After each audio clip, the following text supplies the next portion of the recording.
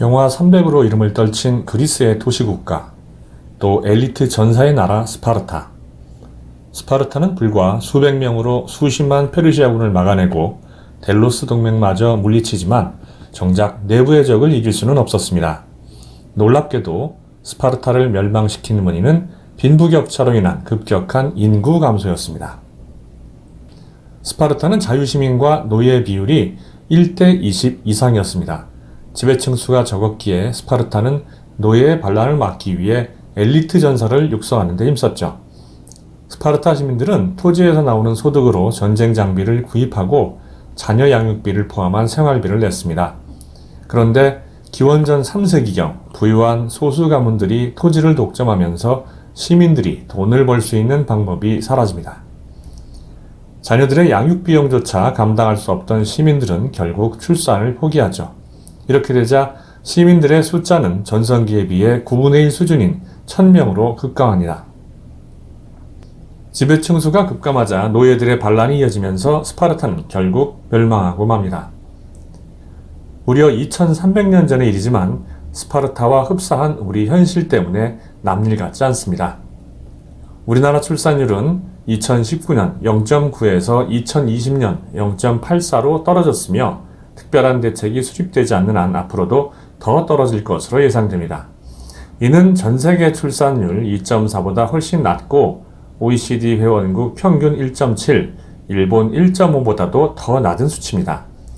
인구가 최소한 유지될 수 있는 출산율 2.1에 한참 못 미치는 지금 수준으로는 인구가 지속적으로 감소할 수밖에 없는 매우 심각한 상황입니다. 인구가 줄면 총체적인 문제가 발생합니다. 노동력이 부족해서 인력난에 빠지죠. 물건을 만들어도 소비해 줄 사람이 없습니다. 내수시장은 위축되고 투자마저 감소합니다. 가망 없는 시장에서 외국인들도 다 떠나겠죠. 경기는 침체되고 경제는 위축됩니다. 소득 기회는 줄어드는데 소비 상황은 더 늘어납니다. 2065년이 되면 15세에서 64세 사이에 생산 가능 인구 100명이 100.4명의 노인을 부양해야 한다는 예상이 나오고 있습니다. 나 먹고 살기도 벅찬데 노인 1명을 부양해야 하니 살림은 더욱 팍팍해질 겁니다. 인구가 없으니 군인도 부족해져서 국방 문제도 심각해지겠죠. 원인은 알지만 대책을 만들 수 없는 지옥이 시작되는 겁니다. 저출산 문제는 알고도 해결책을 내놓기가 무척 어렵습니다. 우리나라가 지금까지 저출산 대책을 위해 쏟아부은 예산액은 무려 100조 원에 달합니다. 그런데 달라진 건 아무것도 없죠. 지금 정부와 복지부는 저출산 문제를 해결할 의지도 능력도 없습니다. 이들이 매번 내놓는 정책은 기껏해야 아이 1명 낳으면 보조비 몇십만 원 주는 근시안적인 것들이기 때문입니다. 애 1명 대학 보내려면 3억 원이 든다는데 겨우 몇십만 원으로 누굴 낚으려고요. 이 문제를 직접 해결해야 할 정치인들도 아예 관심조차 없습니다. 그들 눈에는 건설업체들과 결탁해서 수백억 원의 뒷돈을 챙기는 것이 더 시급하니까요.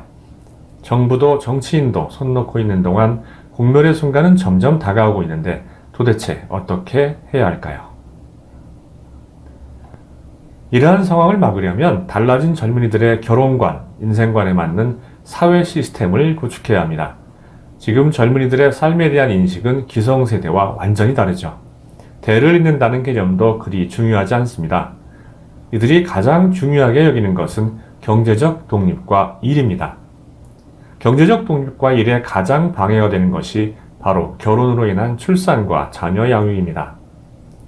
여성들은 출산과 자녀 양육 때문에 경력이 단절되는 것을 한사코 피하고자 합니다. 남성들 또한 전통적인 가족 부양자 역할을 부담스러워해서 결혼을 미루는 경향이 점점 늘고 있습니다. 이들이 결혼과 출산 유무에 상관없이 안심하고 일할 수 있는 환경을 만들어야 하는 거죠. 해답을 찾기 위해서는 우리보다 먼저 저출산 문제를 해결한 선진국 사례를 참조하면 좋을 것입니다. 프랑스와 스웨덴은 저출산 문제로 고통받다가 복지제도와 시스템을 개혁하면서 저출산 문제에서 벗어난 대표적인 국가들입니다.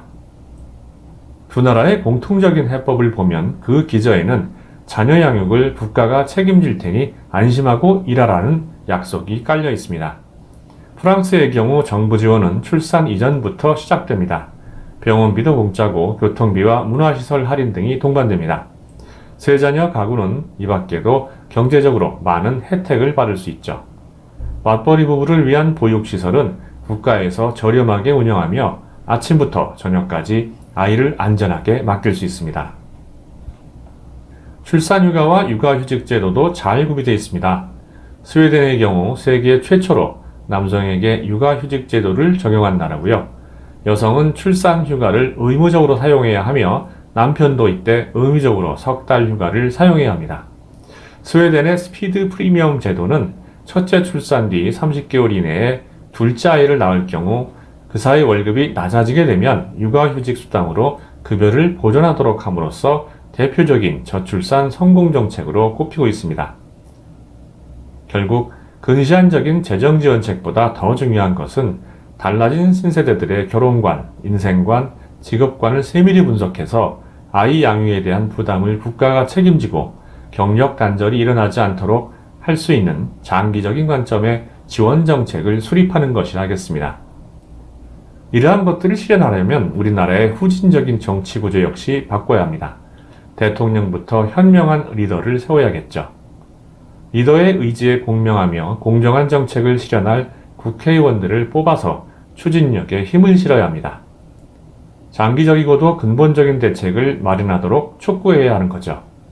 일 안 하고 뇌물에만 관심 있는 정치 철새들은 정치판에 발을 들이지 못하도록 해야 합니다.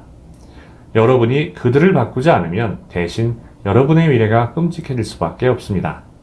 여러분의 선거권은 그 무엇보다도 강력한 무기죠. 우리가 역사를 배우는 이유는 과거의 사건들을 보며 미래를 살아가는 지혜와 통찰력을 얻기 위해서입니다.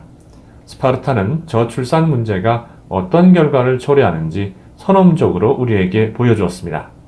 우리가 제2의 스파르타가 될 수 있다는 경각심을 가져야 합니다. 설마 그럴 리가 있겠냐고 안심하지 마십시오. 스웨덴과 프랑스처럼 선진 정치 시스템을 갖지 못한 나라가 저출산 문제를 정책으로 이겨낸 사례는 아직까지 없으니까요.